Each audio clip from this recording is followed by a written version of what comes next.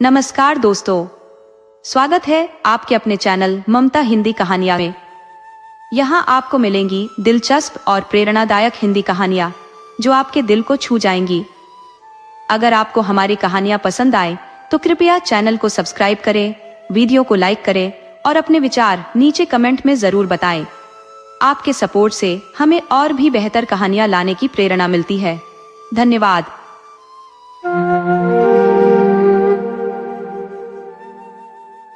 बहुत समय पहले रूस में एक दंपत्ति निवास करते थे। उनके 3 बेटे थे जो धीरे धीरे युवा हो रहे थे। एक दिन उन दोनों ने सोचा कि अब घर में कुछ पोते पोतियां खेलते हुए दिखने चाहिए। उन्होंने अपने सबसे बड़े बेटे ग्रिगोरी को बुलाया और उससे कहा कि वह बाहर जाए और अपने लिए एक जीवन संगिनी तलाशे। ग्रिगोरी को घर पर ही संतोष था और विवाह में उसकी कोई रुचि नहीं थी, परंतु उन दिनों बच्चे वही करते थे जो उनसे कहा जाता था। इसलिए ग्रिगोरी अपनी पत्नी ढूंढने निकल पड़ा, लेकिन उसने इसे गंभीरता से नहीं लिया। वह अत्यंत संकोची स्वभाव का था, सो पूरे शहर में चुपचाप एक तरफ से दूसरी तरफ हो आया और यह मान लिया कि किसी ने उसे देखा नहीं। पुराने शहर के द्वार से निकलते समय कुछ हंसती खिलखिलाती लड़कियां उसके पास से गुजरी। ग्रिगोरी ने पूरी कोशिश की कि उन्हें दिखाए कि उसका उनसे कोई वास्ता नहीं। उनके चले जाने पर वह तेजी से वहां से खिसक गया। शहर के बाहर पहुंचकर वह एक सुनसान रास्ते पर आ गया जहां दूर दूर तक कोई भी नजर नहीं आ रहा था। तभी एक भयावह ड्रैगन उसके सामने आ गया। भय के मारे वह दूसरी ओर भागने लगा, पर ड्रैगन भी उसके सामने आकर खड़ा हो गया और अत्यंत विनम्र आवाज में बोला, मुझसे भयभीत मत हो, मैं तुम्हें कोई हानि नहीं पहुंचाऊंगा। क्या मैं जान सकता हूं कि तुम कहां जा रहे हो? कुछ क्षणों तक ग्रिगोरी कुछ कह नहीं पाया।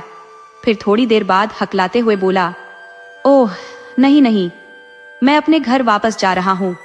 मेरे माता पिता मेरा विवाह करना चाहते हैं, पर मुझे कोई उपयुक्त कन्या नहीं मिल रही है। ड्रैगन ने कहा, तुम मेरे साथ आओ, मैं तुम्हारा एक परीक्षण लूंगा। यदि तुम उस परीक्षण में सफल हुए तो तुम्हें जीवन संगिनी प्राप्त हो जाएगी।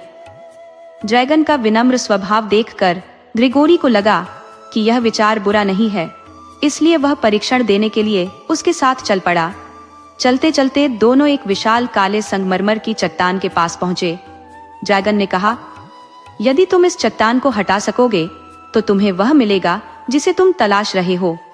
ग्रिगोरी को वह पत्थर बहुत भारी नहीं लगा, बल्कि उसे देखकर वह खुद को अत्यंत ताकतवर महसूस करने लगा। उसने गर्व से कहा, ओह, इस पत्थर को तो मैं चुटकियों में हटा दूंगा। और उसने पत्थर हटाना शुरू कर दिया। कहकर उसने पत्थर को पहले खींचा, फिर उसको धक्का दिया, पर वह पत्थर तो हिलकर ही न दे। यह देखकर वह ड्रैगन से बोला, चिंता न करो, मुझे लग रहा है कि शायद मैं इसको गलत तरीके से हटाने की कोशिश कर रहा हूँ। शायद इसको एक तरफ को धक्का देना पड़ेगा। उसने फिर ऐसा ही किया। पत्थर को धक्का लगाते लगाते वह हांफने लगा। उसकी सांस तेज हो गई, उसके सिर में हथौड़े बजने लगे, उसका पसीना छूट गया और वह तो बस बिल्कुल बेहोश होने वाला ही हो गया। ये देखकर ड्रैगन बोला, अफसोस, तुम तो इस इम्तिहान में ही फेल हो गए। तुमको अब पत्नी नहीं मिलने वाली। ग्रिगोरी को यह देखकर थोड़ा बुरा लगा कि वह इम्तिहान में फेल हो गया, पर दूसरी तरफ यह सोचकर वह खुश भी हुआ कि अब उसको शादी नहीं करने पड़ेगी। यही सब सोचता हुआ वह अपने घर वापस आ गया। घर आकर उसने अपने माता पिता को बताया कि उसके साथ उस दिन क्या हुआ था। उसके माता पिता बहुत ही दुखी हुए, पर उन्होंने यह ग्रिगोरी से कहा नहीं। कुछ दिन बाद उन्होंने अपने दूसरे बेटे मीशा को बाहर भेजने का इरादा किया कि वह भी बाहर जाए और अपने लिए एक पत्नी ढूंढ कर लाए। मीशा भी वैसा ही महसूस करता था जैसा ग्रिगोरी महसूस करता था। उसको भी घर में बैठे रहना बहुत अच्छा लगता था और जिंदगी को आसान तरीके से जीना अच्छा लगता था, पर उसको भी मालूम था कि उसको भी जाना पड़ेगा। उसके साथ भी वही हुआ जो ग्रिगोरी के साथ हुआ था। उसको भी सड़क पर वही ड्रैगन मिला जो ग्रिगोरी को मिला था, या फिर शायद दूसरा भी हो सकता था। पर कुछ भी हो, उसने भी मीशा से यही कहा कि वह उसका एक इम्तिहान लेगा और अगर वह उसमें पास हो गया तो समझो कि उसको उसकी पत्नी मिल गई। पर वह भी रोता हुआ घर वापस आया और रोते हुए अपने माता पिता को बताया कि वह पत्थर नहीं हटा सका। माता पिता के मुंह से निकला, ओह बेचारा मीशा, हम जानते हैं कि तुमने उस पत्थर को हटाने में अपनी पूरी कोशिश लगा दी होगी, पर खैर अब क्या हो सकता है। हालांकि वे इस बात से पहले की तरह फिर से बहुत ही दुखी हुए, फिर भी उन्होंने अपने इस दुख को छिपा कर ही रखा। पर रात को जब उनके बच्चे सो गए तो दोनों इस बारे में बात करने लगे कि अब क्या करना चाहिए। पिता बोला, यह सब देखकर अब हम इवान को तो उसकी पत्नी ढूंढने के लिए बाहर नहीं भेज सकते, क्योंकि वह तो कोई काम ठीक से करता ही नहीं है। वह तो सारा दिन बस अंगीठी के पास बैठा बैठा सूरजमुखी के फूल के बीज खाता रहता है। इसके अलावा उसको बाहर भेजना खतरे वाला काम भी तो हो सकता है। क्या पता वह ड्रैगन उससे गुस्सा हो जाए और वह उसको मार दे। इसलिए इवान को बाहर नहीं भेजा गया, जो इवान को बिल्कुल भी अच्छा नहीं लगा। उसने अपने माता पिता की बहुत मिन्नतें की और उनको बाहर जाने के लिए मना ही लिया, सो उनको उसको भी अपनी पत्नी ढूंढने के लिए बाहर भेजना ही पड़ा। पर अगली सुबह उन्होंने फिर अपना विचार बदल दिया, पर इस बात के लिए अब काफी देर हो चुकी थी। इवान तो सुबह ही घर छोड़कर अपनी यात्रा पर निकल गया था। उसको भी सड़क पर ड्रैगन मिला। उसने उससे भी पूछा, तुम कहाँ जा रहे हो? इवान बोला, मेरे भाई शादी करना चाहते थे, पर उनको तो पत्नी मिली नहीं, अब मेरी बारी है। उस ड्रैगन ने अपनी भौहें उठाकर उससे पूछा, क्या तुम सचमुच में शादी करना चाहते हो? इवान बोला, क्यों नहीं, तो तुम्हें एक इम्तिहान पास करना पड़ेगा। ठीक है, पर क्या तुम सचमुच में इम्तिहान पास करना चाहते हो? तुम्हें मालूम है कि तुम्हारे भाई तो उस इम्तिहान में फेल हो चुके हैं, पर मैं उस इम्तिहान को पास करना चाहता हूँ, तो फिर आओ मेरे साथ। दोनों उसी काले संगमरमर की चट्टान के पास आ पहुंचे, जहां वह ड्रैगन पहले उसके दोनों भाइयों को लेकर आया था। ड्रैगन ने उससे भी उस चट्टान को वहां से हटाने के लिए कहा। इवान ने उस चट्टान में एक जोर की ठोकर मारते हुए कहा, तुम्हारा मतलब इस चट्टान से है? हाँ, तुमने ठीक समझा, मेरा मतलब इसी चट्टान से था। इवान चट्टान हटाते हुए बोला, पर मेरे भाई लोग इसको क्यों नहीं हटा सके? इवान ने देखा कि उस चट्टान के नीचे तो एक गहरी झिली खुली हुई थी। ड्रैगन बोला, शायद वे इसको हटाने के लिए काफी ताकत का इस्तेमाल कर रहे थे। देखता हूं ये कितनी गहरी होगी, कहकर इवान नीचे जमीन पर झुककर उसके अंदर झांकने लगा। उसने देखा कि उसमें तो बहुत अंधेरा है और वह तो काफी गहरी चली गई है, क्योंकि उसके अंदर तो एक खोखली नली चली गई थी और नीचे जाकर तो वह दिखाई भी नहीं दे रही थी। ये देखकर इवान कांप गया और एकदम से पीछे हट गया। उसने ड्रैगन से पूछा, इसमें अंदर क्या है? क्या? इसके नीचे? इसके नीचे तो पाताल है, और क्या है? मैंने तो इसके बारे में कभी नहीं सुना, क्या है यह? अरे तुमको नहीं पता, दूसरे राज्यों की तरह से वहां भी राज्य है, जैसे तांबे का राज्य, चांदी का राज्य और सोने का राज्य, और हर राज्य में एक एक जारेवना है। इवान बोला, अरे यह तो बहुत अच्छा है। सो जब मैं यह इम्तिहान पास कर लूंगा तो वह लड़की मुझे कहाँ मिलेगी जिससे मुझे शादी करनी है? वह लड़की तुम्हें नीचे मिलेगी। तुम कम से कम एक जारेवना से शादी कर लो। क्या उनमें से एक से शादी? नहीं नहीं, कभी नहीं। बहुत बहुत धन्यवाद, मैं पाताल के राज्यों में नहीं जा रहा, मुझे तो वहां लोग मार देंगे। अचानक ड्रैगन जोर से चिल्लाया, पर इवान तुम इसीलिए तो यहाँ हो कि तुमको उन्हें आजाद कराना है। ड्रैगन की भयानकता को देखकर तो इवान इतना घबरा गया कि वह तो बस यही सोचता रह गया कि किसी तरह से वह सुरक्षित घर पहुंच जाए। वह बुड़बुड़ाया, पहले मैं इसके बारे में सोच लूं। ये सोचते हुए कि थोड़ी देर में ही ड्रैगन थक जाएगा और वहां से चला जाएगा, वह वहीं खड़ा खड़ा उस झिरी में से उस खोखली नली को देखता रहा। उसने देखा कि उस झिरी में, उस खोखली नली में होकर चमड़े की एक कुर्सी 2 रस्सियों के सहारे नीचे की तरफ लटक रही थी। उसके मुंह से निकला, यह क्या है? ड्रैगन बोला, तुम इस चमड़े की कुर्सी में बैठ जाओ और मैं तुमको नीचे उतार दूंगा। अगर तुमको वहां देखने में अच्छा न लगे तो तुम अपनी रस्सी 2 बार खींच देना, मैं तुमको वापस ऊपर खींच लूंगा। अब तक इस पाताल के बारे में इवान की उत्सुकता काफी जाग चुकी थी, सो उसने सोचा कि क्यों न एक बार वहां जाकर देखा जाए। सो वह ड्रैगन से बोला, पर अगर मैं ये रस्सी 2 बार खींचूं तो तुम मुझको तुरंत ही ऊपर खींच लेना, ठीक है? ड्रैगन ने इवान से वायदा किया कि जैसे ही वह रस्सी 2 बार खींचेगा तो वह उसको ऊपर खींच लेगा। इवान उस चमड़े की कुर्सी में बैठ गया और ड्रैगन ने वह कुर्सी नीचे उतार दी। इवान उस कुर्सी में बैठा झूलता हुआ उस खोखली नली के सहारे अंधेरे में नीचे चला जा रहा था। वह सोच रहा था कि वह अंधेरा कभी खत्म होने पर भी आएगा या नहीं। नीचे जाते जाते इवान ने आखिरी बार रोशनी के लिए ऊपर देखा, यानी रूस का आसमान देखा, और फिर सोचा कि पता नहीं अब वह आसमान फिर कभी देखेगा या नहीं। उस खोखली नली में अब सब कुछ बिल्कुल शांत हो गया था। उसकी दीवारों में लगे क्रिस्टल चमक रहे थे, पर उनसे वहां कोई रोशनी नहीं हो रही थी। उसने चिल्लाकर ड्रैगन से अपने आप को वापस खींच लेने के लिए आवाज लगाई, पर वहां तो कुछ भी नहीं हुआ। वह तो यह बिल्कुल ही भूल गया था कि अपने आप को ऊपर खींचने के लिए उसको चिल्लाना नहीं था, बल्कि रस्सी को 2 बार खींचना था। उसकी अपनी ही आवाज की गूंज उसको सुनाई दी तो वह और डर गया। उसकी कुर्सी भी बहुत जोर जोर से हिलने लगी। वह अगर उस कुर्सी में जरा सा भी हिलता तो उस खोखली नली की दीवार से टकरा जाता। मिट्टी के ढेले और पत्थर के टुकड़े नीचे गिरने लगते। उसने उनके नीचे गिरने की आवाज सुननी चाहिए भी, पर उसे कुछ सुनाई ही नहीं दिया। सो जब उसकी कुर्सी झूलती हुई उस खोखले डंडे से होकर नीचे जा रही थी, उसके मन में एक अजीब सा विचार आया, यह तो एक जाल भी हो सकता है और वह ड्रैगन तो मुझे कभी भी नीचे गिरा सकता है। और यह विचार आते ही उसने अपनी आंखें बंद कर ली, अपना चेहरा अपनी बाहों से ढक लिया और यह सोचना शुरू कर दिया जैसे कि वह अपने घर में अपने बिस्तर पर लेटा हुआ है। हालांकि इससे उसका कुछ खास काम नहीं बना, पर फिर भी वह कुछ शांति महसूस करने लगा। वह सोच रहा था कि पता नहीं ड्रैगन अभी भी उसकी कुर्सी की रस्सी पकड़े वहां खड़ा होगा या नहीं।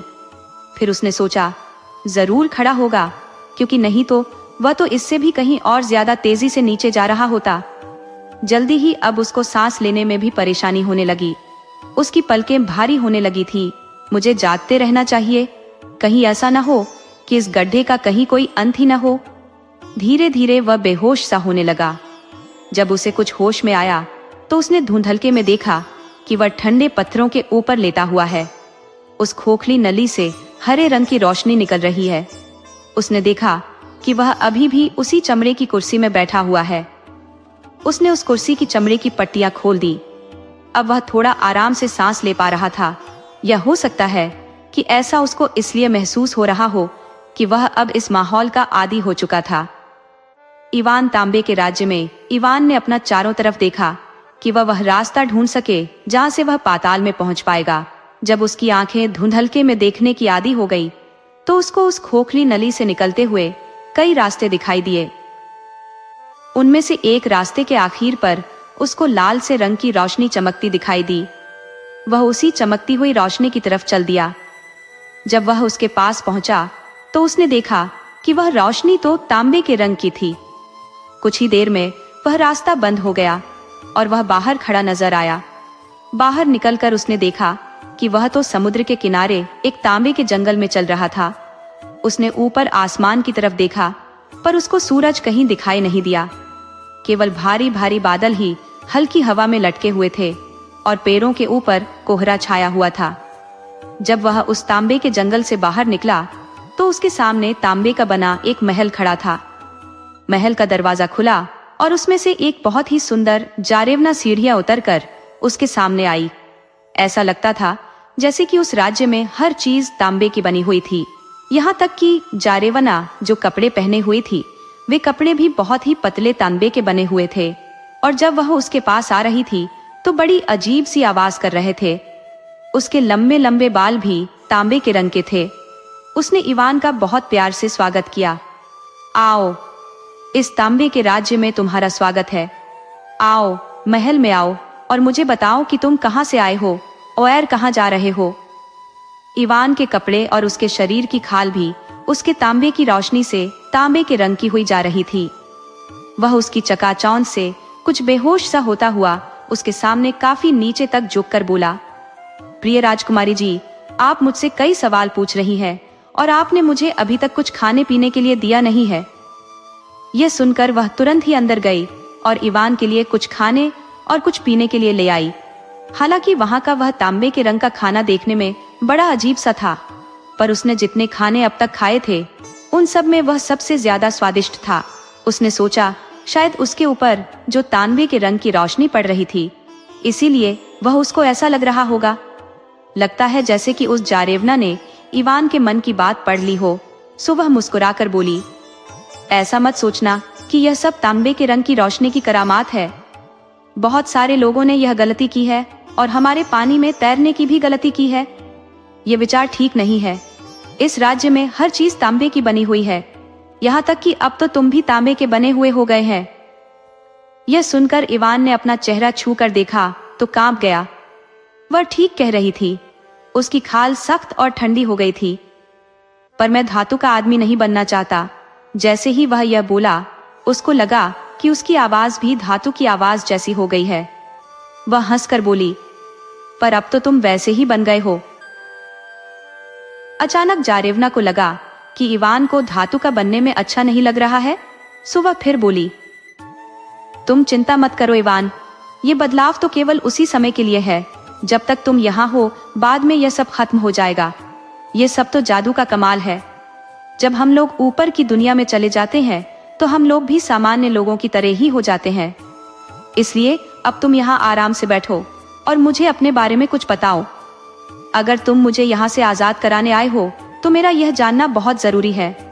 इवान ने पूछा, आप यहाँ कब से रहती है? राजकुमारी ने कुछ दुखी होते हुए कहा, मुझे किसी और जगह की याद ही नहीं है। मुझे केवल सूरज और चांद नाम की चीजों की भी बहुत धुंधली सी याद है, पर यह भी अब बहुत पुरानी बात हो गई। तब इवान ने जारेवना को अपने बारे में और ड्रैगन के मिलने के बारे में सब कुछ बताया। उसने उसको यह भी बताया कि वह अपने लिए एक पत्नी ढूंढने निकला था। उसको बहुत खुशी होगी अगर वह उससे शादी कर लेगी। राजकुमारी ने जवाब दिया, नहीं, यह नहीं हो सकता इवान, क्योंकि मैं यह जगह तभी छोड़ सकती हूँ जबकि पहले सुनहरी जारेवना यहाँ से आजाद हो जाए। उसके लिए तुम पहले समुद्र के किनारे वाले जंगल में से जाओ और फिर अंधेरी सुरंग में से होकर जाओ तो तुम चांदी के राज्य में पहुंच जाओगे। वहां तुमको एक और जारेवना मिलेगी जो मुझसे भी ज्यादा सुंदर होगी। सो इवान उसे वहीं छोड़कर चांदी के राज्य में जाने के लिए तैयार हुआ। उसके जाने से पहले इस तांबे के राज्य वाली जारेवना ने उसको उसकी रक्षा के लिए एक तांबे की अंगूठी दी। इवान ने उसको इसके लिए धन्यवाद दिया और वहां से चल दिया। इवान चांदी के राज्य में इवान सुरंग में चलता रहा तो उसको उस सुरंग के आखिर में एक सफेद रोशनी चमकती दिखाई दी। जैसे जैसे वह उस रोशनी के पास आता गया तो उस रोशनी की चमक तेज और तेज होती गई। जल्दी ही वह एक बड़ी सी गुफा में खड़ा हुआ था। उसकी तो छत ही बहुत ऊंची दिखाई देती थी, जैसे वह मीलों ऊपर तक हो। उस गुफा की छत से चांदनी की एक चमकीली किरण सफेद बिछ के जंगल के ऊपर पड़ रही थी। चांदी जैसे सफेद समुद्र के किनारे पर एक महल खड़ा था। गुफा के फर्श पर चांदी का मुलायम रेत बिखरा पड़ा था। उसकी छत से चमकते हुए पत्थर लटके थे जिनसे रोशनी हो रही थी। आवाजों में वहां केवल हवा की और समुद्र के किनारे पर उसकी लहरों के टकराने की ही आवाज हो रही थी। समुद्र के किनारे एक जारेवना अपनी घोड़ी पर सवार हुई घूम रही थी। इवान को देखकर वह उसकी तरफ घूमी तो घोड़े की कुदान से समुद्र का ठंडा पानी जो इधर उधर बिखरा तो इवान कांप गया। वह अपने घोड़े की रास पकड़कर घोड़े को सीधे उसके सामने ले आई। अपने चेहरे से अपने चांदी के बाल हटाते हुए वह बोली, इस चांदी के राज्य में तुम्हारा स्वागत है। इवान ने सोचा कि जैसे पहले वाली जारेवना तांबे की बनी थी, शायद यह जारेवना चांदी की बनी हुई होगी। उसने उसको बहुत नीचे तक झुककर नमस्ते की। उसने भी इवान से पूछा कि वह कहाँ से आया था और कहाँ जा रहा था। थोड़ा रुककर वह बोला, प्रिय राजकुमारी, तुम्हारे सवालों के जवाब देने से पहले मुझे कुछ खाना और पीना चाहिए। वह उसको महल के अंदर ले गई और उसको कुछ खाने के लिए और शराब पीने के लिए दी। वह खाना चांदी की तरह सफेद था और शराब भी बिल्कुल चमकती हुई सफेद थी। जब वह खा रहा था तो उसने अपने हाथों की तरफ देखा। उसने देखा कि उसका तांबे जैसा रंग तो बिल्कुल ही चला गया था और अब उस रंग की जगह चांदी का रंग लेने लगा था। उसने अपने बालों में अपनी उंगलियां फिराई तो उनमें भी उसको कुछ अजीब सी आवाज सुनाई दी। उसने सोचा, उम्मीद है कि यह सब भी बहुत देर तक नहीं रहेगा। जब वह खा चुका तो जारेवना से बोला कि वह एक पत्नी की तलाश में था। क्या वह उससे शादी करना पसंद करेगी? वह बोली, अफसोस ऐसा नहीं हो सकता। तुमको इस अंधेरी सुरंग से जाना पड़ेगा जब तक कि तुम सोने के राज्य में न पहुंच जाओ। वहां एक और जारेवना तुम्हारा इंतजार कर रही है, पहले तुम्हें उसे आजाद कराना पड़ेगा। उसने भी उसको एक चांदी की अंगूठी दी और कहा, लो, यह चांदी की अंगूठी लो और देखो, इसे हमेशा पहने रहना, ये तुम्हारी यात्रा में तुम्हारी रक्षा करेगी। इवान ने उससे वह चांदी की अंगूठी ली, उसको धन्यवाद दिया और अपनी आगे की यात्रा पर आगे बढ़ गया। इवान सोने के राज्य में उस अंधेरी सुरंग में कुछ दूर चलने के बाद इवान को उसके आखिरी हिस्से पर एक सुनहरी रोशनी दिखाई दी। पहले की तरह से जब वह उस सुरंग के आखिर में पहुंचा तो यह गुफा तो पहली 2 गुफाओं से भी बहुत बड़ी थी। जार के इस राज्य में तो हर चीज सोने में नहाई जैसी लग रही थी। एक पल को तो उसको लगा कि वह सूरज देख रहा है, पर जब उसने ऊपर देखा तो उसको इस रोशनी में थोड़ी गर्मी तो लगी, पर बाहर की दुनिया में उसे सूरज कहीं दिखाई नहीं दिया। पर जब उसने बाद में उसके बारे में सोचा तो उसने देखा कि वह तो पानी के ऊपर धूप की चमक पड़ रही थी। उस रोशनी में तो उसकी अपनी खाल और कपड़े भी सुनहरे लग रहे थे। उस सोने के राज्य में सारी चीजें असली सोने की थी। जारेवना भी अपने महल के सामने सुनहरी रेत पर खड़ी हुई थी। वह इवान को देखकर बहुत खुश हुई और उसने इवान के सामने सुनहरी खाना और सुनहरे रंग की चमकती शराब रखी।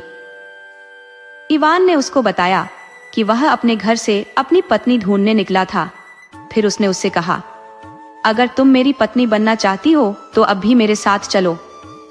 ये सुनकर उसको बड़ा आश्चर्य हुआ जब राजकुमारी ने उसे मुस्कुराकर जवाब दिया, हाँ, मैं तुमसे शादी करूंगी, पर पहले तुम यह सोने की अंगूठी लो और देखो, तुम इसको तांबे की और चांदी की अंगूठियों के साथ साथ हमेशा पहने रहना, ये तुम्हारी हमेशा रक्षा करेगी। अब हम चलते हैं और अपनी बहनों को आजाद कराते हैं। कहकर वे उसी अंधेरी सुरंग से वापस चल दिए। वे चांदी के राज्य से गुजरे। वहां चांदी के राज्य वाली जारेवना ने उनका बड़े जोर शोर से स्वागत किया और वह भी उनके साथ चल दी। फिर वे तांबे के राज्य में आए जहां से पहली जारेवना भी उनके साथ हो ली। उसके बाद वे उस जगह आए जहां इवान ऊपर से उस खोखली नली से नीचे उतरा था।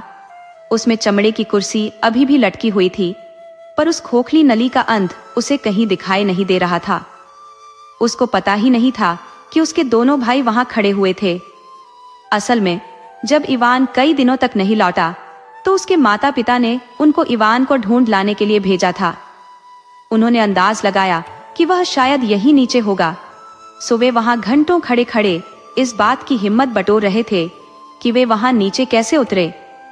बाद में जब उनकी हिम्मत नहीं पड़ी तो उन्होंने एक दूसरे को यह कहकर बहला लिया कि शायद इवान मर गया। वे लोग वहां से जाने ही वाले थे कि तांबे के राज्य वाली जारेवना उस चमड़े की कुर्सी में चढ़ गई और उसकी रस्सी को एक हल्का सा झटका दिया। इवान के भाइयों ने रस्सी हिलती देखी तो उनको लगा कि कोई उनसे नीचे से कुछ कहना चाहता है, सो उन्होंने वह रस्सी खींचनी शुरू कर दी। जब वह चमड़े की कुर्सी ऊपर आई तो उसमें तो तांबे के राज्य की जारेवना बैठी हुई थी। ऊपर आकर उसने वह कुर्सी फिर से नीचे भेज दी। इस बार चांदी के राज्य की जारेवना ऊपर आई और फिर सोने के राज्य की जारेवना ऊपर आई। आखिर में इवान उस चमड़े की कुर्सी में बैठा। उसके भाइयों ने उसे खींचा, पर अब तक वे उस रस्सी को खींचते खींचते थक चुके थे, सो वे बहुत धीरे धीरे रस्सी खींच रहे थे। पर जब उनको यह पता चला कि उस कुर्सी में इवान था तो उनको उससे जलन होने लगी कि इवान वहां सफल हो गया था जहां वे बुरी तरह फेल हो गए थे। ग्रेगरी बोला कि हम उसकी सहायता क्यों करें। मीशा भी बोला, इस तरह से तो सारे गांव में लोग हमारी हंसी उड़ाएंगे और हम बदनाम हो जाएंगे। सो जब तक इवान आधे रास्ते तक भी नहीं आया था कि उसके आने से पहले ही ग्रिगोरी नीचे झुका और इससे पहले कि जारेवनाएं उसे रोक सकती, उसने उस चमड़े की कुर्सी की रस्सी काट दी। तीनों जारेवनाएं इवान के लिए बहुत जोर जोर से रो पड़ी। उन्होंने इवान के भाइयों से बहुत प्रार्थना की कि वे उसको बचा ले, पर वे तो उसकी सुनने वाले थे नहीं। जारेवनाएं तो बस अब इसी से संतुष्ट थी कि इवान उनकी दी हुई अंगूठियां अभी तक पहने था। इवान का पाताल से बाहर निकलना, उधर रस्सी के कटते ही इवान उस अंधेरे खोखली नली में नीचे गिर पड़ा। वह 2 दिन तक तो वहां से हिल भी नहीं सका। जब वह हिलने डुलने लायक हो गया तो वह बहुत ही नाउम्मीद सा बैठ गया कि अब वह बाहर जाने का रास्ता कैसे पाएगा। उसकी आंखों में आंसू आ गए। वह यही समझ नहीं पा रहा था कि वह वहां से बाहर जाने के लिए किससे पूछे और अब कौन सी सुरंग ले। फिर यह सोचकर उसने एक दूसरी ही सुरंग ली कि शायद यही सुरंग उसको वहां से बाहर ले जाएगी।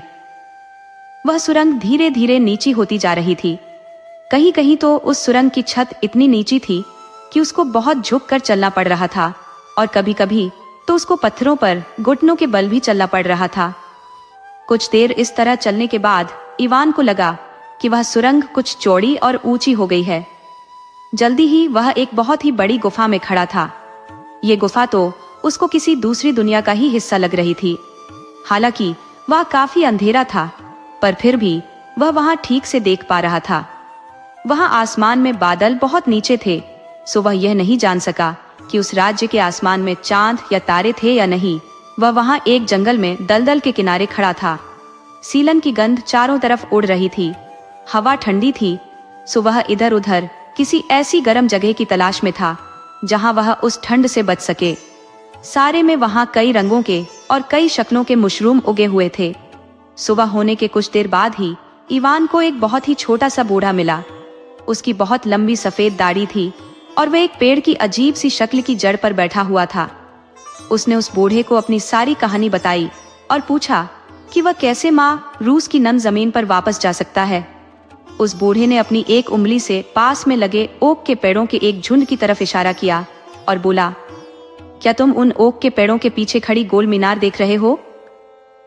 इवान ने उधर देखा जिधर वह बूढ़ा इशारा कर रहा था, तो पेड़ों के पीछे उसको एक पतली सी मीनार का ऊपर का हिस्सा वहां से झांकता हुआ दिखाई दे गया। वह बोला, हाँ, मुझे वह मीनार दिखाई दे रही है। बूढ़ा आगे बोला, उस मीनार में एक बहुत ही लंबा जादूगर रहता है। वह इतना लंबा है कि उसका सिर तो छत को छूता है। तुम वहां चले जाओ, वह तुमको बताएगा कि तुम वापस रूस कैसे पहुंच सकते हो। इवान ने उस बूढ़े को धन्यवाद दिया और उस लंबी मीनार की तरफ चल दिया जिसमें वह लंबा जादूगर रहता था।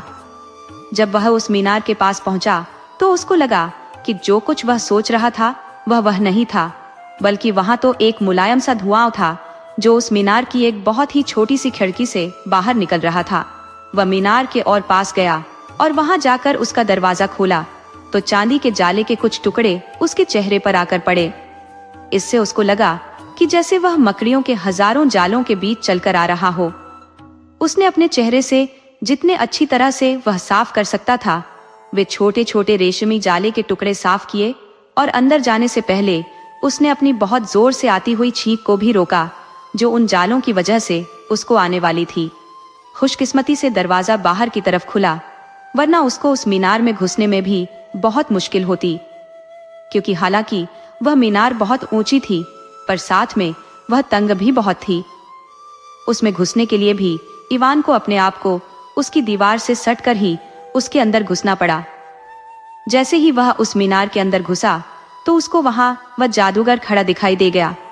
उसके अंदर वह लंबा जादूगर खड़ा खड़ा अपनी चांदी जैसी दाढ़ी के बालों को हाथी दांत की कंघी से कंघी कर रहा था। उसके सिर के बाल उसकी दाढ़ी जितने ही लंबे थे, पर उसकी खोपड़ी पर गंजेपन का एक चमकदार चकत्ता था। शायद यह चकत्ता वहां इसलिए था कि उस जगह वह उस मीनार की छत से छूता था। उसने कत्थई रंग की एक थैले जैसी पोशाक पहन रखी थी जिस पर सारे में चांदी के बाल लगे हुए थे। जब उसने इवान को देखा तो उसने अपनी दाढ़ी के बालों में कंघी करना रोक दिया और कंघी को साफ करना शुरू कर दिया। इससे उसके बालों के कई सारे छोटे छोटे बादल खिड़की के बाहर उड़ गए और बहुत सारे बाल उसके कमरे में भी इधर उधर उड़ने लगे। कुछ बाल उसके चेहरे के चारों तरफ भी उड़ने लगे, जिससे उसके चेहरे का काफी हिस्सा ढक गया। इससे इवान उसका पूरा चेहरा भी एक बार में नहीं देख सका। इवान से बात करने से पहले जादूगर को अपना गला साफ करने में कई मिनट लग गए। तब तहीं जाकर वह इवान से बड़ी ऊंची आवाज में बोला, किसी ने रूसी हड्डियों को यहाँ आने के लिए नहीं कहा, वे तो यहाँ अपने आप ही आई हैं। यह सुनकर इवान ने थोड़ा इंतजार किया कि शायद वह जादूगर कुछ और बोले, पर वह और कुछ भी नहीं बोला, क्योंकि बदकिस्मती से उसके सिर के सामने जादूगर के बालों का एक बहुत बड़ा बादल आ गया था। सुना तो वह कुछ देख ही सका और न ही कुछ बता सका कि वह जादूगर क्या सोच रहा था। इवान ने उस जादूगर को हंसाने की बहुत कोशिश की, जैसे अपनी गर्दन टेढ़ी करके, और उसके चेहरे की तरफ देखकर वह बोला, हाँ, वे अपने आप ही आई हैं। उस लंबे जादूगर ने उसकी इस बात का कोई जवाब नहीं दिया और फिर से अपनी दाढ़ी में कंघी करने लग गया। इवान आगे बोला, ओ ताकतवर जादूगर, क्या तुम मुझे बता सकते हो कि मैं वापस अपनी माँ रूस की नम जमीन पर कैसे पहुंच सकता हूँ? पर वह जादूगर फिर से अपनी कंघी साफ करने लग गया। उसकी कंघी से निकले बालों का बादल काफी तो खिड़की से बाहर उड़ गया, पर काफी फिर भी कमरे में भी उड़ता रहा। कई मिनटों बाद उसने फिर अपना गला साफ किया और अपनी उसी ऊंची आवाज में बोला, माँ, रूस की नम जमीन पर पहुंचने के लिए तुमको यहाँ से दाईं तरफ करीब 30 गहरी झील जाना चाहिए। वहां दूर जाकर तुमको एक झोपड़ी मिलेगी जो मुर्गे की टांगों पर खड़ी होगी। उस झोपड़ी में एक बूढ़ी जादूगरनी बाबा यागा रहती है। उस झोपड़ी में घुसने से पहले तुमको जादू के कुछ शब्द बोलने होंगे। इस बुढ़िया के पास एक गरुड़ चिड़ा है जो तुमको माँ रूस की नम जमीन तक ले जा सकता है। इवान ने पूछा, और वे जादू के शब्द क्या है? ऊपर से आवाज आई, वे तुम्हें पता चल जाएंगे। और उस जादूगर ने फिर से अपना गला साफ करना शुरू कर दिया। उसको अपना गला साफ करते करते फिर मिनटों लग गए और इवान बड़ी उत्सुकता से उन जादू के शब्दों को सुनने का इंतजार करता रहा। उसको जादूगर के ये शब्द सुनकर बड़ी नाउम्मीदी हुई। यहाँ बहुत ही खुशकी है। ये सुनकर तो इवान का अपना गला भी खुश्क होने लगा था। वह बोला, हाँ, यह तो है। और कुछ ताजा हवा लेने के लिए वह उस मीनार के बाहर निकल आया। उसकी समझ में यही नहीं आया कि जादूगर के उन जादू के शब्दों से उसका क्या मतलब था। शायद उसको कुछ गलती लग गई होगी, क्योंकि वह यह सब कैसे जान सकता था। फिर उसने सामने की तरफ देखा तो उसको सामने कुछ झीलें दिखाई दी। सो वह वहीं उनके आसपास चक्कर काटता रहा। उसको वहां उनके आसपास चक्कर काटते हुए और यह गिनते हुए कि वे वाकई में 30 झीलें थी, कई दिन बीत गए, क्योंकि दूर उसको कई और भी झीलें दिखाई दे रही थी।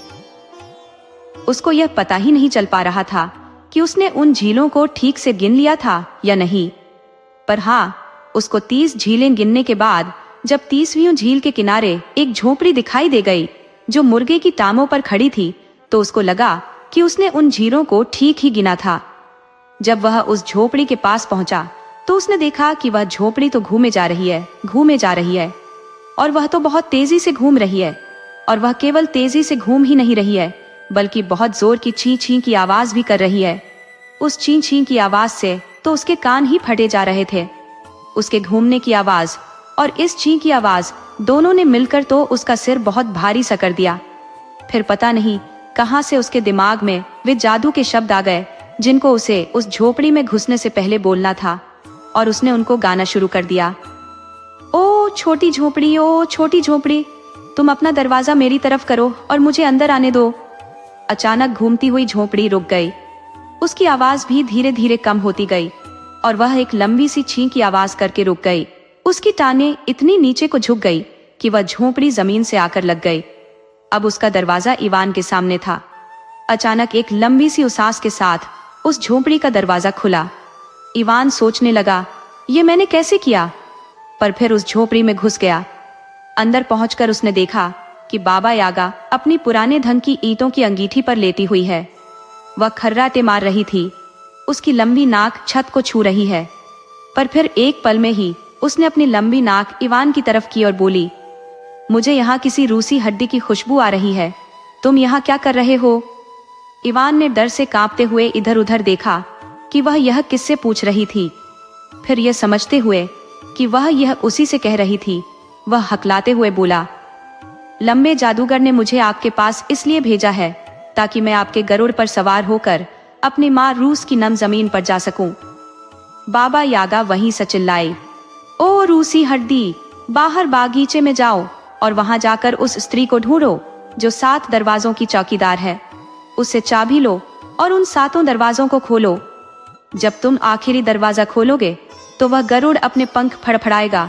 अगर तुम उससे डर नहीं गए तो तुम उसकी पीठ पर बैठकर उड़कर वहां जा सकते हो। और हाँ, मेरे उस पालतू चढ़े के लिए काफी सारा मांस ले जाना मत भूलना। इवान सोच रहा था, कौन सा बागीचा? कि किस बागीचे की बात कर रही है? क्योंकि वह जानता था कि उसके घर के बाहर तो कोई बागीचा था ही नहीं, वहां तो केवल जंगल था।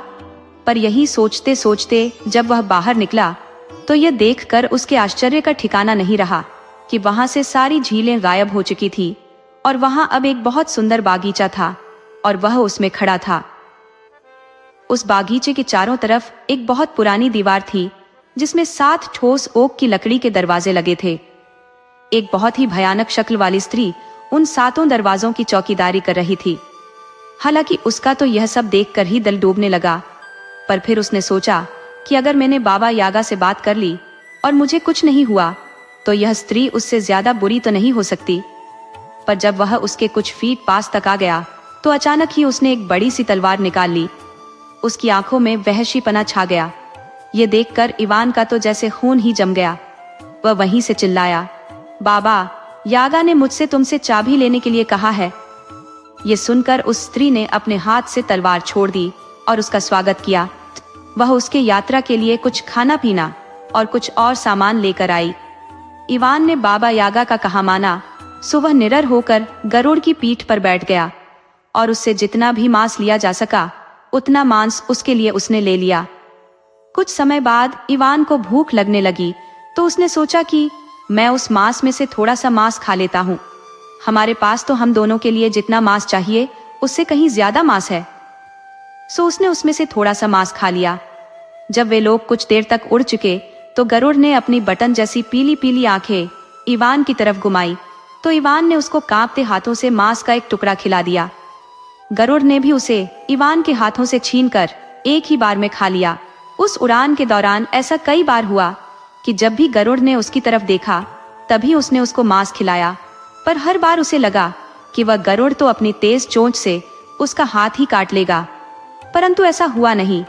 जल्दी ही सारा मांस खत्म हो गया, पर रास्ता तो अभी बाकी था। गरुड़ ने फिर इवान की तरफ देखना शुरू किया।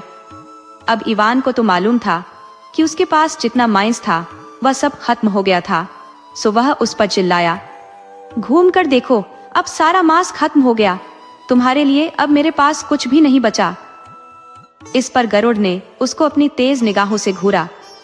इवान ने भी उसको घूरा, पर उसका तो एक एक जोड़ कांप रहा था। इवान को लगा कि यह गरुड़ तो पता नहीं कब तक उसको इस तरह से घूरता रहेगा, पर उसने देखा कि जल्दी ही उसने अपना मुंह फिरा लिया और इवान ने शांति की सांस ली। अचानक एक ची की आवाज के साथ, जिसे इवान का खून तो बस जम सा ही गया, गरुड़ ने एक बार फिर अपना सिर घुमाकर इवान की तरफ देखा और उसकी गर्दन से मांस का एक टुकड़ा काट लिया। इवान ने देखा कि वे उस समय एक खोखली नली में से ऊपर की तरफ उड़ रहे थे। इवान तो इस सब से इतना डर गया और उसे इतना धक्का लगा कि उसे अपनी गर्दन में से मांस निकाले जाने का जरा भी दर्द महसूस नहीं हुआ। अब उसको यह लगने लगा कि यह गरुड़ तो उसको ही टुकड़े टुकड़े करके खा जाएगा। सो उसने तय किया कि अब की बार अगर उसने उसकी तरफ देखा तो वह उसके ऊपर से कूद नीचे पड़ेगा।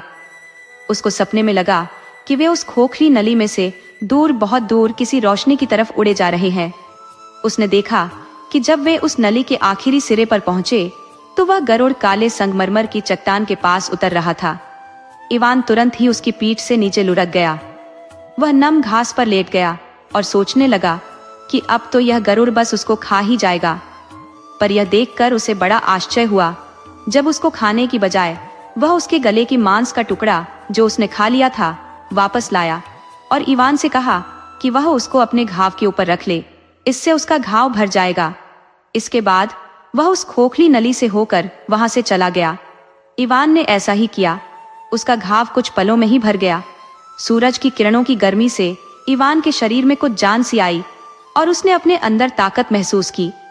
जब वह वहां लेटा हुआ था तो सूरज की एक किरण उसकी एक अंगूठी पर पड़ी। तब उसे याद आया कि वह कहाँ था और अब कहाँ है। उसने झुककर माँ रूस की नम जमीन को चूमा और देखा कि उसकी खाल और उसके कपड़े सब कुछ सामान्य रंग के हो गए हैं। भगवान की प्रार्थना कहकर वह अपने घर को वापस चल दिया। घर आकर उसने देखा कि तीनों जारेवना उसके माता पिता के घर में उसका इंतजार कर रही थी, क्योंकि वह ऊपर की दुनिया में आ गई थी, इसीलिए उनके ऊपर पड़ा जादू भी टूट गया था। इवान के माता पिता को बता दिया गया था कि उसके बड़े भाइयों ने उसके साथ क्या किया था। उन्होंने उनको घर से बाहर निकाल दिया। इवान ने उनसे प्रार्थना की कि वे उसके भाइयों को माफ कर दे और उनको फिर से घर में बुला ले। उसके माता पिता ने उसकी प्रार्थना पर उनको घर वापस बुला लिया। इवान ने सोने के राज्य वाली जारेवना से शादी कर ली और फिर उनके कई बच्चे हुए। दूसरी जारेवनाओं ने भी शादियां कर ली, पर इवान के भाइयों के साथ नहीं। इवान के भाई भी अपने माता पिता के साथ खुशी खुशी रहे। दोस्तों, आपको कहानी कैसी लगी अपने सुझाव कमेंट करना न भूले। तो चलिए आज की अगली कहानी शुरू करते हैं।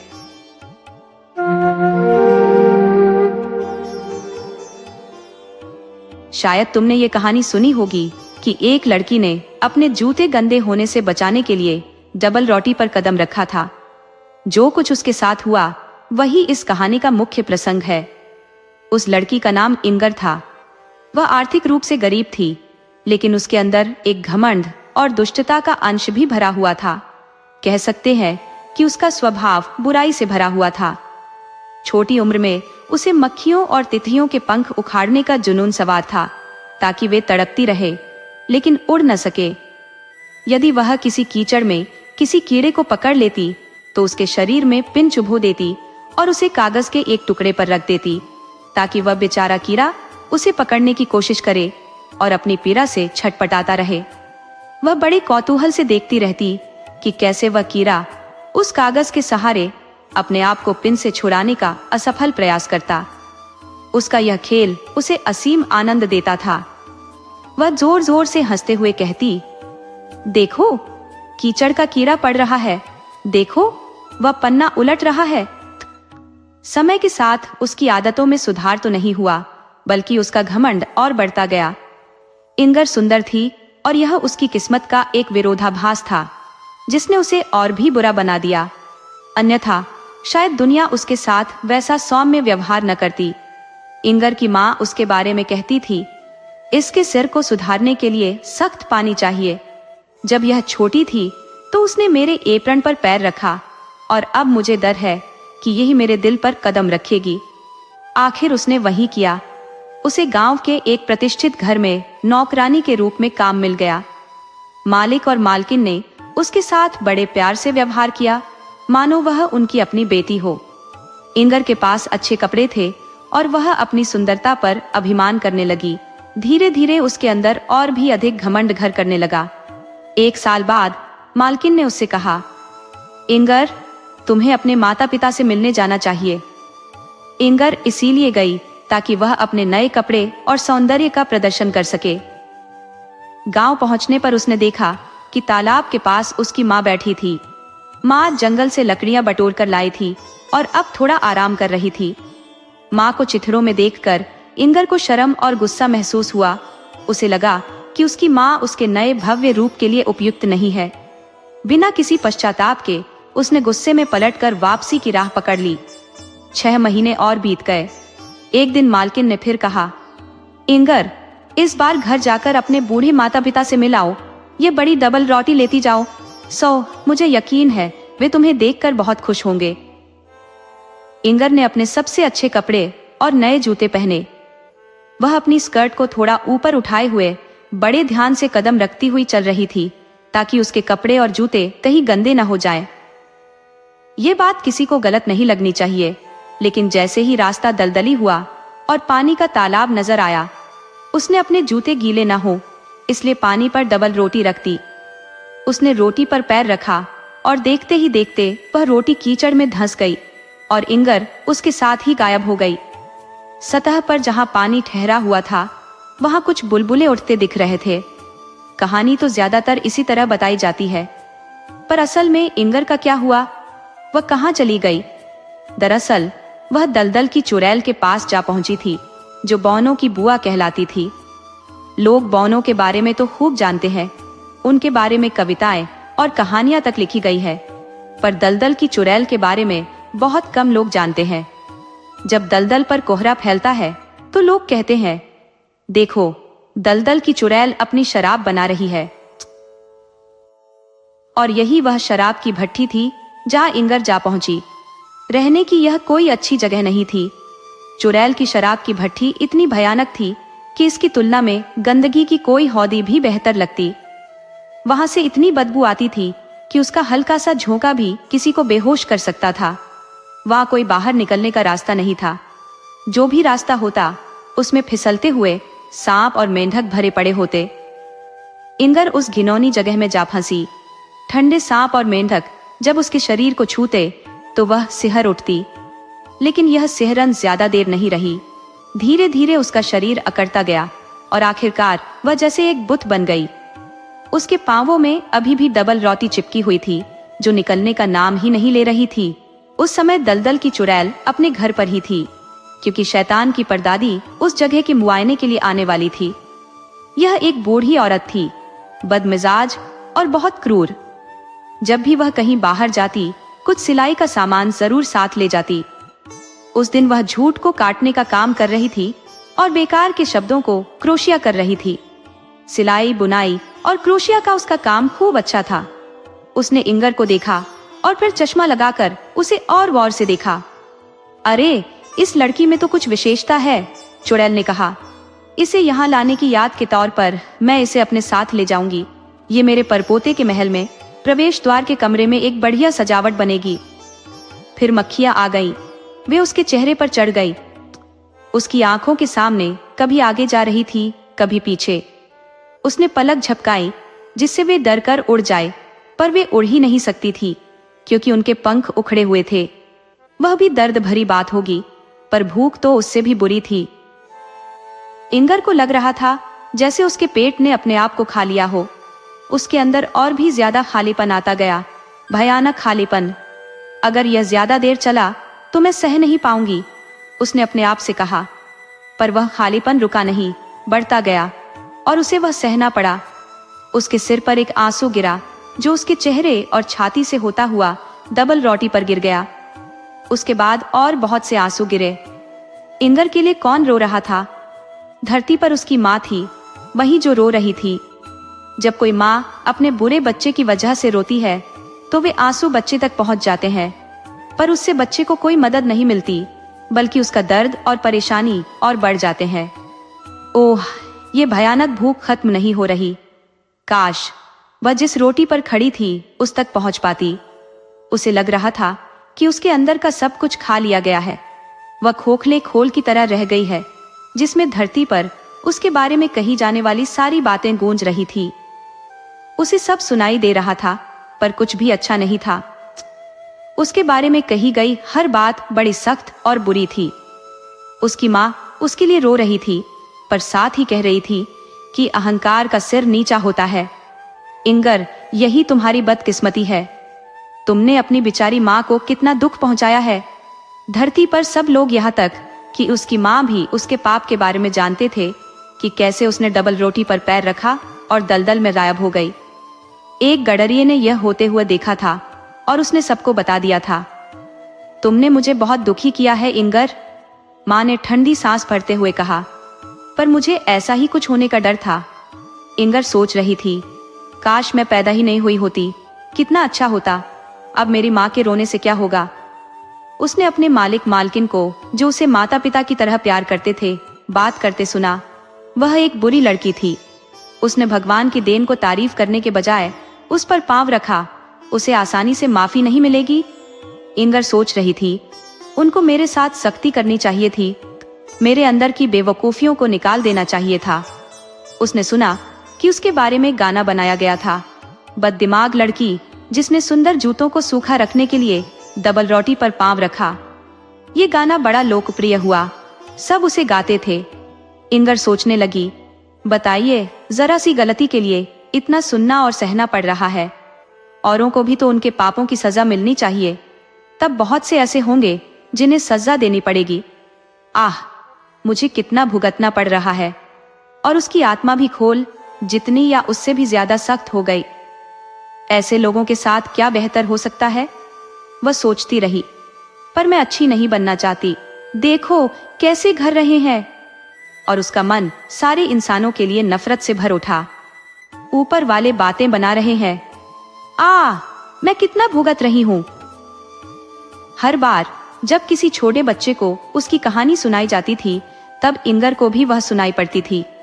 उसने अपने बारे में कभी एक अच्छा शब्द नहीं सुना। वैसे भी बच्चे बड़े निष्ठुर होते हैं। वे कहते थे वह बहुत बुरी थी, यहाँ तक कि वे खुश थे कि उसे सजा मिल रही थी। पर एक दिन जब उसके अंदर गुस्से और भूख से सब खत्म हुआ जा रहा था, उसने सुना कि एक प्यारी भोली बच्ची को उसकी कहानी सुनाई जा रही थी। वह बच्ची जोर से रो पड़ी। वह बददिमाग, अच्छी चीजों से प्यार करने वाली इंगर के लिए रो रही थी। उसने पूछा, क्या वह फिर कभी धरती पर नहीं आएगी? जो बड़ा आदमी उसे कहानी सुना रहा था बोला, नहीं, वह फिर कभी धरती पर नहीं आएगी, पर वह माफी मांग ले और कहे कि वह फिर ऐसा नहीं करेगी। पर वह माफी नहीं मांगेगी, बड़े ने कहा। लड़की बोली, काश वह ऐसा कह दे। अगर वह फिर धरती पर आएगी तो मैं उसे अपनी गुड़िया का घर दे दूंगी। मुझे लगता है उस बेचारी इंगर को कितना बुरा लग रहा होगा। ये शब्द इंगर के दिल को छू गए और एक पल के लिए उसकी तकलीफ दूर हो गई, क्योंकि यह पहली बार थी कि किसी ने उसे बेचारी कहा था और उसकी गलतियों के बारे में कुछ नहीं जोड़ा था। एक छोटी भोली लड़की उसके लिए रोई थी और चाहती थी कि उसे बचा लिया जाए। उसे अजीब सा लगा। वह खुद भी रो सकती थी, पर रो नहीं पाई, और यह भी एक सजा थी। जैसे जैसे साल बीतते गए, धरती पर उसके बारे में बातचीत कम होती गई।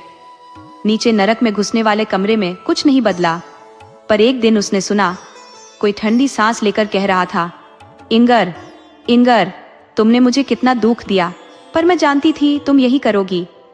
वह उसकी मरती हुई माँ थी। कभी कभी उसके पुराने मालिक मालकिन उसका नाम लेते थे, पर वे उसके बारे में दयापूर्वक बात करते थे, खासकर उसकी मालकिन। पता नहीं मैं तुम्हें फिर देख पाऊंगी या नहीं इंगर, किसे पता होता है कि कौन कहाँ जाएगा। पर इंगर को पक्का पता था कि उसकी दयालु मालकिन उसकी तरह नहीं भुगतेगी। समय बीतता गया, लंबे कड़वे साल बीतते गए। आखिर फिर एक बार इंगर ने अपना नाम सुना। उसे लगा कभी न खत्म होने वाले हॉल के अंधेरे में उसके ऊपर दो तेज सितारे चमक रहे हैं। वे वही दो दयालु आंखें थी जो धरती पर अब बंद होने वाली थी। कितने साल पहले जो छोटी बच्ची बेचारी इंगर के लिए रोई थी, अब बूढ़ी औरत थी जिसे भगवान ने अपने पास बुलाया था। उस आखिरी वक्त पर जब उसके दिमाग में लंबे जीवन की सारी बातें घूम रही थी, तब उसे यह भी याद आया कि जब वह छोटी बच्ची थी तो इंगर की कहानी सुनकर कितना रोई थी। मरने से पल भर पहले उस औरत को वह पहले हुई बात फिर से ऐसे याद आई कि वह जोर से बोल उठी, ओ भगवान, क्या मैंने इंगर की तरह आपके उपहारों पर पैर नहीं रखा और कभी यह समझा भी नहीं कि मैंने ऐसा किया है? क्या मैंने अपने अंदर अहंकार महसूस नहीं किया? पर मुझे तुमने कभी बेसहारा नहीं छोड़ा, अब भी मत छोड़ना बाता। जैसे ही बुढ़िया की आंखें बंद हुई, उसकी अंदर की आंखें खुल गई। जो अब तक उससे छिपा था वह अब दिखने लगा। मरते वक्त उसके ख्यालों में इंगर थी, इसलिए अब उसे इंगर का पूरा दुख दिखाई देने लगा। यह देखकर वह फिर से बचपन की तरह फूट फूट कर रोने लगी। उसके आंसू और प्रार्थना शैतान के घर में घुसने वाले हॉल में खड़े इंगर के बुत के खोल में गूंजने लगे। इंगर की दुखी आत्मा ऊपर से बिना उम्मीद के आने वाले इस प्यार से गदगद हो उठी। भगवान की एक दिव्य दूत उसके लिए रो रही थी। उसकी परेशान आत्मा धरती पर बीते अपने जीवन और सारे कामों को याद करने लगी। वह कांप उठी और आंसू बहाने लगी जो इंगर ने कभी नहीं बहाए थे। लड़की अपनी गलती समझ गई और समझते ही जान गई, अब मैं कभी नहीं बच सकती। उसने अभी इतना सोचा भी नहीं था कि स्वर्ग से सूरज की किरण से भी तेज रोशनी उसके ऊपर पड़ने लगी। सूर्य की किरण से बर्फ का आदमी या बच्चे के गर्म मुंह में पड़ी बर्फ जितनी जल्दी पिघलती है, उससे भी ज्यादा जल्दी इंगर का बुत पिघला और गायब हो गया। जहां वह खड़ा था वहां से एक चिड़िया ऊपर जमीन की तरफ उड़ गई। डर और शर्म से भरी वह चिड़िया एक गिरती हुई दीवार के छेद के अंधेरे में छिप गई। वह चिड़िया हर जीवित चीज से डर रही थी। वह चहचहा नहीं सकती थी क्योंकि उसके पास आवाज नहीं थी। उसने बहुत देर तक अंधेरे में बैठने के बाद बाहर झांका और बाहर की खूबसूरती देखने लगी, क्योंकि दुनिया वाकई बहुत सुंदर है। रात का वक्त था, आकाश पर चंद्रमा तिर रहा था, हवा धीमी और ताजी थी, चिड़िया पेड़ों और झाड़ियों की खुशबू संघ रही थी। उसने अपनी परों वाली पोशाक को देखा और जाना कि वह कितनी सुंदर है। प्रकृति की हर चीज कितने प्यार से बनाई गई है। चिड़िया अपने विचारों को गीतों में बताना चाहती थी।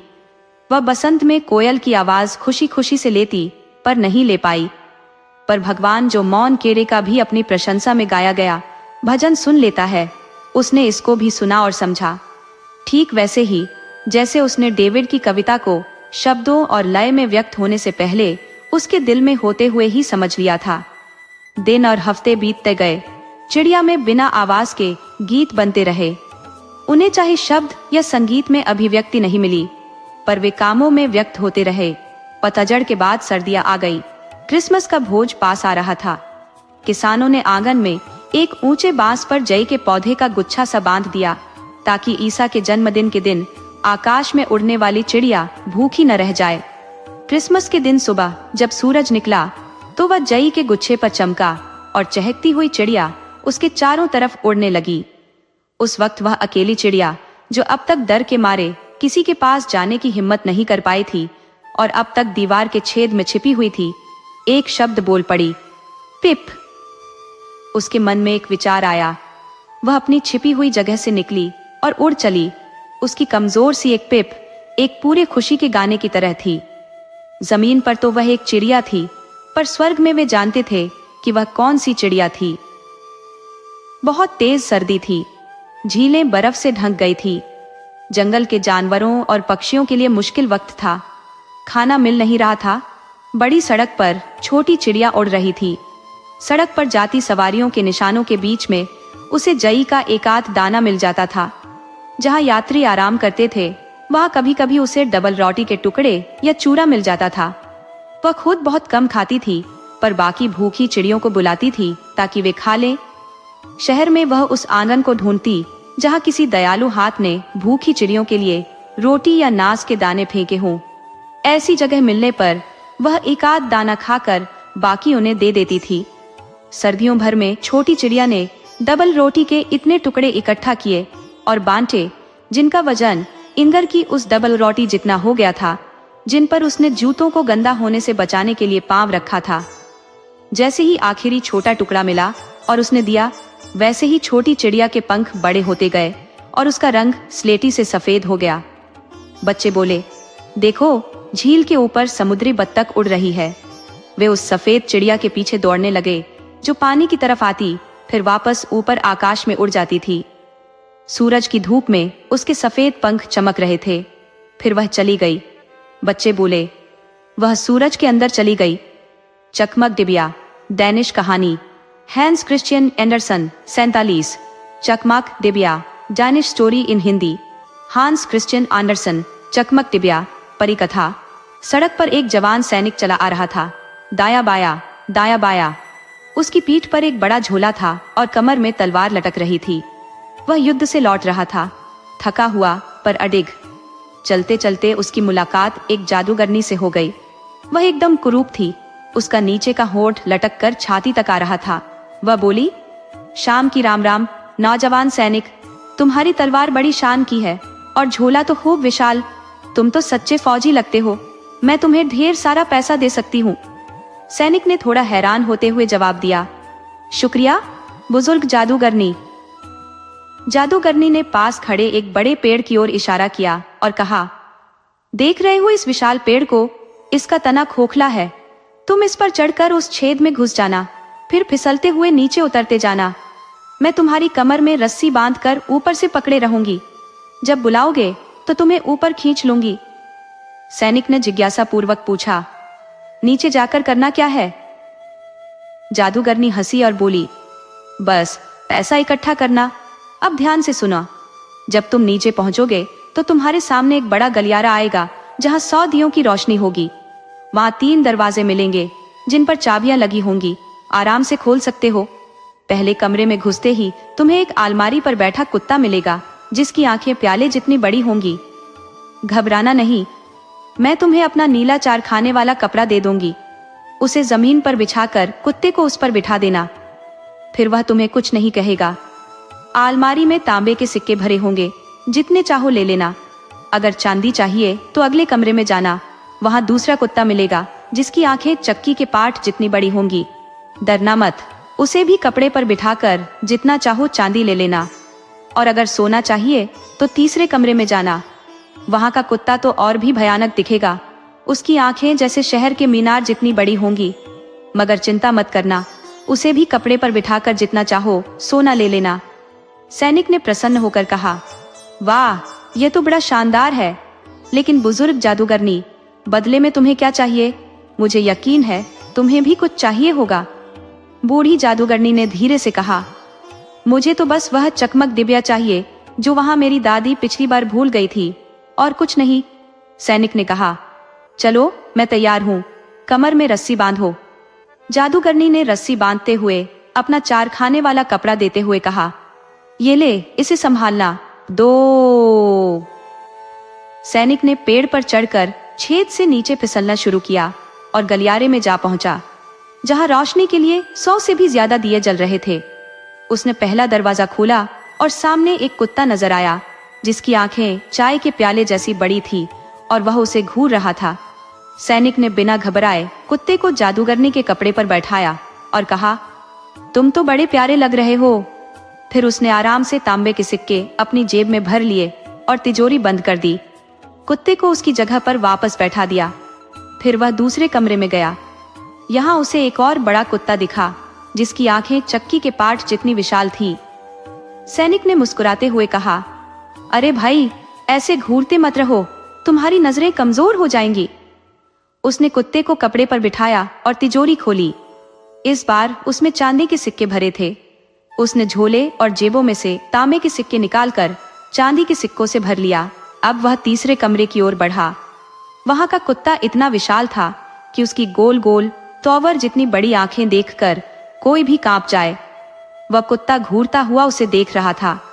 सैनिक ने शांति से उसे प्रणाम किया और टोपी उतारकर बोला, शुभ संध्या महाशय कुत्ता।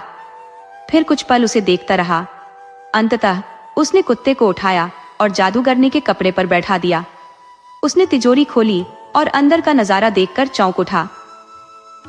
वह खुशी से चिल्लाया, अरे वाह, इतने सारे सोने के सिक्के, इससे तो मैं पूरा शहर खरीद सकता हूँ। सैनिक ने जल्दी जल्दी झोला, जेबें, जूते और टोपी तक सोने से भर लिए।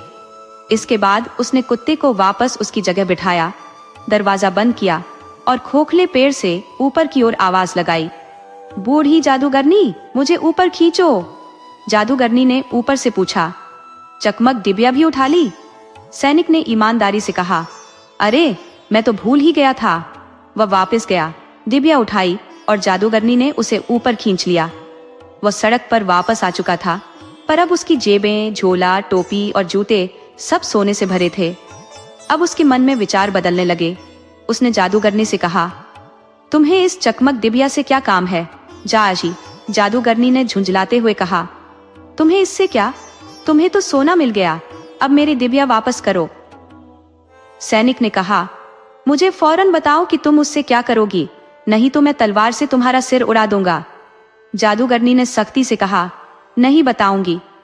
पर उससे गलती हो गई, क्योंकि सैनिक ने सचमुच उसका सिर काट दिया और वह मर गई। सैनिक ने उसके कपड़े में सारा सोना बांधा और कंधे पर लाद लिया।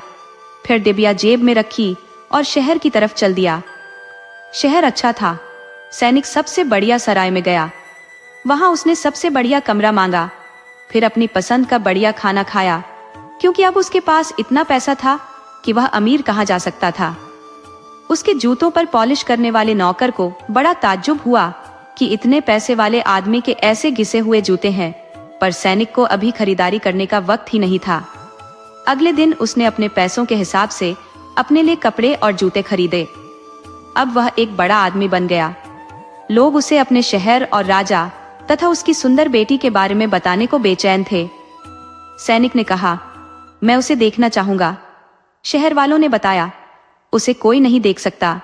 वह एक तांबे के किले में रहती है, जिसके चारों तरफ दीवारें, बुर्ज और खाई है।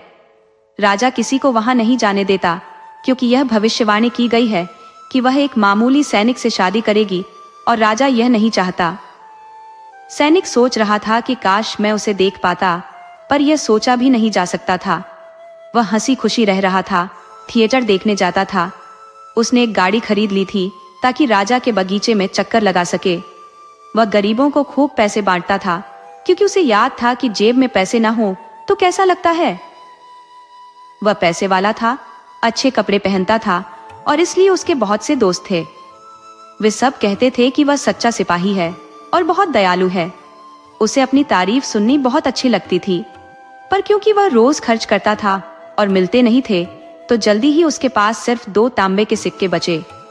उसे नीचे के सुंदर कमरे से ऊपर दुछत्ती के छोटे से कमरे में जाना पड़ा। अब वह खुद अपने जूते पॉलिश करता था और बड़ी सुई से उनकी मरम्मत करता था। उसका कोई दोस्त उससे मिलने नहीं आता था। वे कहते थे कि उसके पास पहुंचने के लिए बहुत सीढ़ियां चढ़नी पड़ती है। एक शाम को बहुत अंधेरा था, वह एक मोमबत्ती भी नहीं खरीद सकता था।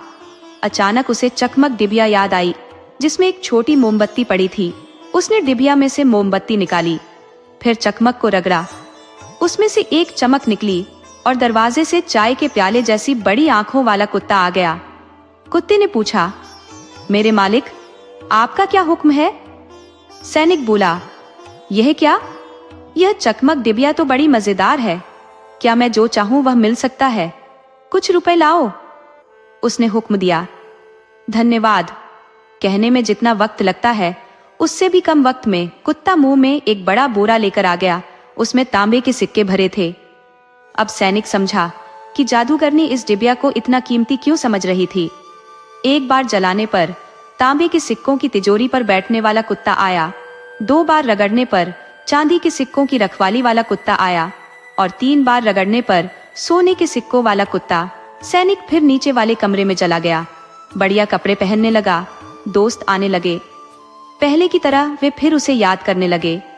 एक बार दोस्तों के चले जाने के बाद जब वह अकेला बैठा था, तो सोचने लगा, कितने दुख की बात है कि कोई उस सुंदर राजकुमारी को नहीं देख सकता।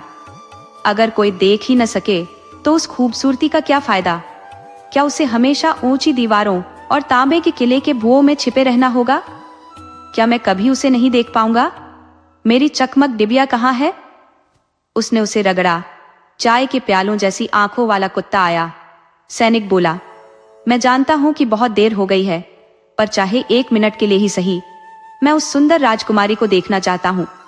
कुत्ता चला गया और उसी क्षण सोती राजकुमारी को पीठ पर डालकर ले आया। वह बहुत सुंदर थी, कोई भी उसे देखकर समझ सकता था कि वह असली राजकुमारी है। सैनिक सच्चा सैनिक होने के कारण उसे चूमे बिना नहीं रह सका। कुत्ता राजकुमारी को वापस उसके तांबे के किले में छोड़ आया। सुबह माता पिता के साथ चाय पीते वक्त राजकुमारी ने उन्हें बताया कि उसने उस रात बड़ा अजीब सपना देखा। एक बड़ा कुत्ता आकर उसे एक सैनिक के पास ले गया, जिसने उसे चूम लिया। रानी बोली, अच्छी कहानी है, पर वह सचमुच यह नहीं मानती थी। अगली रात उसने सोती हुई राजकुमारी की निगरानी के लिए एक बूढ़ी औरत को भेजा, ताकि यह पता चल सके कि वह सपना ही है, कोई बुरी बात नहीं। सैनिक राजकुमारी को देखने के लिए इतना बेचैन था कि सह नहीं पा रहा था। उसने रात को फिर कुत्ते को उसे लाने के लिए भेजा। कुत्ता जितनी तेजी से भाग सकता था भागा, पर वह बुढ़िया भी जूते पहने हुए थी। वह पूरा रास्ता पीछे भागती रही। जब उसने कुत्ते को घर में घुसते देखा तो दरवाजे पर चौक से एक निशान बना दिया। उसने सोचा, अब सुबह घर ढूंढना आसान होगा, और घर जाकर सो गई। कुत्ता जब राजकुमारी को किले में पहुंचाकर लौटा तो उसने देखा कि उसके मालिक के दरवाजे पर चौक का निशान है। उसने पूरे शहर के मकानों पर वैसा ही निशान बना दिया। इस होशियारी की वजह से बुढ़िया को सही दरवाजे का पता ही नहीं चल सका, क्योंकि अगले दिन सुबह राजा, रानी व बुढ़िया और राजा के अफसर शहर का वह घर ढूंढने निकले जहां राजकुमारी गई थी। पहला दरवाजा देखते ही राजा बोला, यह रहा। रानी ने दूसरा दरवाजा देखकर कहा, नहीं प्रिय, ये है, क्योंकि उसने निशान दूसरे दरवाजे पर देखा था। ये है, वह है। सब एक साथ चिल्ला रहे थे, क्योंकि जहां भी कोई देख रहा था दरवाजों पर वही एक निशान था। आखिर सब हार गए। रानी केवल सोने की गाड़ी में सवारी ही नहीं करती थी, वह बहुत चतुर भी थी। उसने सोने की कैंची निकाली, एक बड़ा सा रेशमी कपड़े का टुकड़ा काटा, उससे एक सुंदर थैला बनाया। उस थैले को कोटू के दानों से भरा और राजकुमारी की कमर से बांध दिया। उस थैले में रानी ने सिर्फ इतना बड़ा छेद किया कि एक बार में कोटू का एक ही दाना गिरे, जिससे पता चल जाए कि कुत्ता राजकुमारी को कहां ले गया था। रात में फिर कुत्ता गया ताकि राजकुमारी को पीठ पर उठाकर सैनिक के पास ले जा सके। अब सैनिक उसे इतना प्यार करने लगा था कि उसकी सिर्फ एक ही इच्छा थी कि वह राजकुमार बनकर उससे शादी कर ले। कुत्ते ने ध्यान नहीं दिया और न ही उसे पता चला कि कोटू के दाने तांबे के किले से लेकर सैनिक के कमरे तक एक लकीर छोड़ आए थे। सुबह राजा रानी को बिना परेशानी के पता चल गया कि राजकुमारी कहाँ गई थी। उन्होंने सैनिक को जेल में डाल दिया। बेचारा सैनिक अंधेरी कोठरी में अकेला बैठा था। उसे सबसे बड़ी फिक्र यह थी कि सभी कह रहे थे, कल तुम्हें फांसी दी जाएगी। ये कोई हंसी की बात नहीं थी। काश उसके पास चकमक डिबिया होती, पर वह तो उसे कमरे में भूल आया था। जब सूरज चढ़ा तो उसे खिड़की की सलाखों के बाहर लोग दिखे जो जल्दी जल्दी शहर के बड़े फाटक की तरफ जा रहे थे। फांसी शहर की दीवारों के बाहर ही दी जानी थी। सैनिक को ड्रमों और सैनिकों के पैरों की आवाज सुनाई दे रही थी। सब भागे जा रहे थे। तभी उसे जूते बनाने वाले का एक चेला दिखाई दिया। वह अपना चमड़े का एप्रन और स्लीपर पहने हुए थे। वह अपनी टाने इतनी ऊंची उठा रहा था जैसे कूद रहा हो। तभी उसका एक स्लीपर उछलकर सैनिक की खिड़की के पास आ गिरा। जैसे ही वह उसे लेने आया, सैनिक चिल्लाया, ए सुनो, 1 मिनट रुककर बात सुनो। जब तक मैं नहीं पहुंचता तब तक वहां कुछ नहीं होगा। अगर तुम सराय तक जाकर मेरी चकमक डिबिया जो मैं वहीं भूल आया ला दोगे तो मैं तुम्हें 4 तांबे के सिक्के दूंगा। पर इसके लिए तुम्हें टांगों को इस्तेमाल करना होगा, नहीं तो बहुत देर हो जाएगी।